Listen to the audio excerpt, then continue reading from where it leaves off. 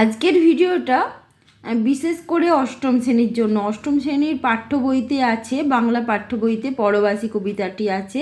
কবির নাম বিষ্ণুদেব এবং কবিতাটির যে মূল অর্থটি সেটা হচ্ছে বন্য প্রাণ বা বন্য প্রাণী সংরক্ষণ এবং গাছপালা অরণ্য তাদেরকে রক্ষণাবেক্ষণ করা, তার ওপর ভিত্তি করেই কবিতাটি কবি লিখেছেন এবং একটা মেসেজ দিয়েছেন, একটা বার্তা দিয়েছেন। এবং কবিতাটা খুব খুব গুরুত্বপূর্ণ একটি কবিতা। আমার মনে হয় এই কবিতাটা ছোট বয়সে পড়া হচ্ছে, খুব ভালো কথা। যাতে ছোটদের মধ্যেই সচেতনতা মানে বৃদ্ধি পাবে এবং ছোটরা বন্য প্রাণীদের ভালোবাসতে শিখবে, তারা গাছপালা প্রকৃতির সঙ্গে একাত্মতা অনুভব করতে শিখবে, তারা মনে করতে শিখবে যে এই যে বন্য প্রাণী এবং পৃথিবীর মানুষ ছাড়াও আর যে সমস্ত প্রাণী আছে, গাছপালা আছে, প্রত্যেকে নিয়েই আমাদের একটি পরিবার, এটা তারা ভাবতে শিখবে। ঠিক আছে, কবিতাতে আসি। কবিতা বলা হয়েছে প্রথমেই, দুদিকে বন, মাঝে ঝিকিমিকি পথ, এঁকে বেঁকে চলে প্রকৃতির তালে তালে।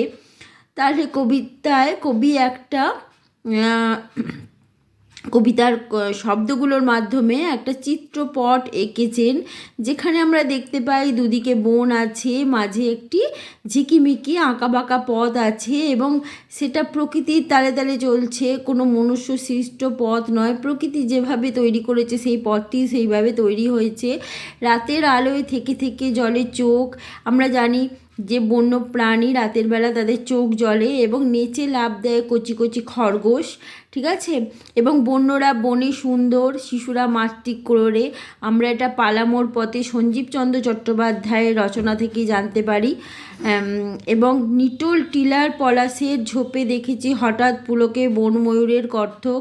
এবং তারা যে বন্য প্রাণ রয়েছে জঙ্গলে, তারা নিজেদের খুশিতে নাচে আনন্দ করে।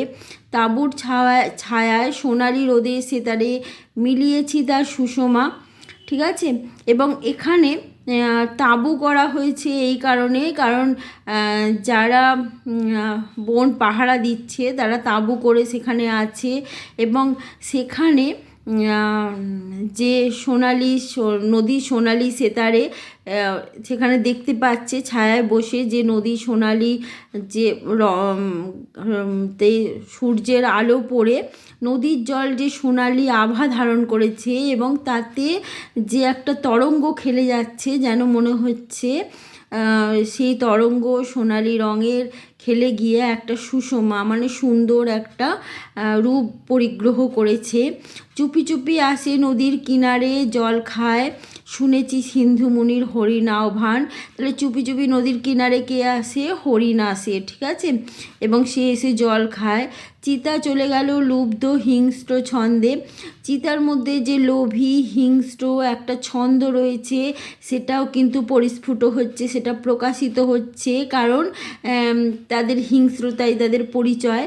ঠিক আছে, বন্য প্রাণের কথাগুলি বেগ জাগিয়ে এখানে কথাগুলি একটি নৃত্যের নাম, কত্থক একটি নৃত্যের নাম এবং নৃত্যের মধ্যে যে ছন্দ আছে কবি বলতে চাইছেন সেই বন্য প্রাণের মধ্যেও কিন্তু একটি ছন্দ আছে, তাদের জীবনযাত্রার মধ্যে একটা ছন্দ আছে। ঠিক আছে, এবং একটা সুষমা আছে, একটা সৌন্দর্য আছে। ঠিক আছে, এবং স্বাভাবিক সৌন্দর্য আছে।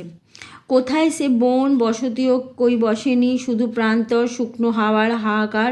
বন তো কেটে ফেলা হয়েছে, অরণ্য ছেদন করা হয়েছে, একের পর এক বনস্পতি উদাও হয়ে গেছে, কিন্তু কোথাও দেখা যাচ্ছে যে অনেক জায়গায় বসতি স্থাপন হয়নি, নগর পত্তন হয়নি।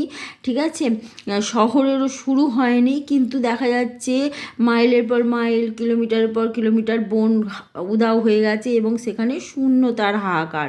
ঠিক আছে, শুকনো প্রান্তর রয়েছে, শুকনো মাঠ রয়েছে, শুধু একটা অনাবাদি ক্ষেত হয়ে পড়ে রয়েছে।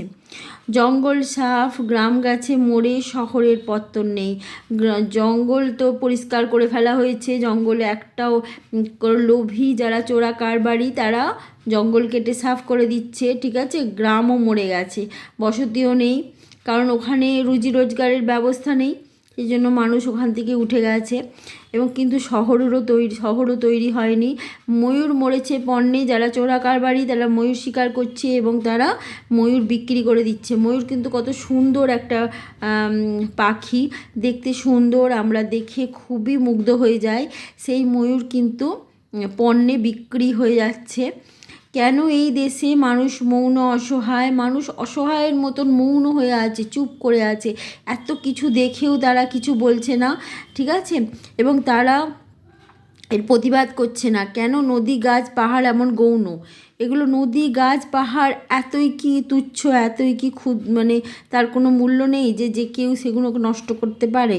সারা দেশ তাঁবু বয়ে কত ঘুরবো, এবং যারা পাহারা দেয়, বন পাহারা দেয়, তার তাঁবু খাটি কত পাহারা দেবে, ঠিক আছে? যদি মানুষের মধ্যে সচেতনতা না আসে, শুধু পাহারা দিয়ে আর শাস্তি দিয়েও কি এইগুলো রোখা যাবে?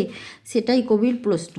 পরবাসী কবে নিজ বাসভূমি করবে? পরবাসী হয়ে এরা কতদিন থাকবে? এই যে পৃথিবী, সমগ্র পৃথিবী, সব জীব এবং সমস্ত প্রাণী, জীব কুল যারা আছে, উদ্ভিদ, সকলের বাসভূমি এটা।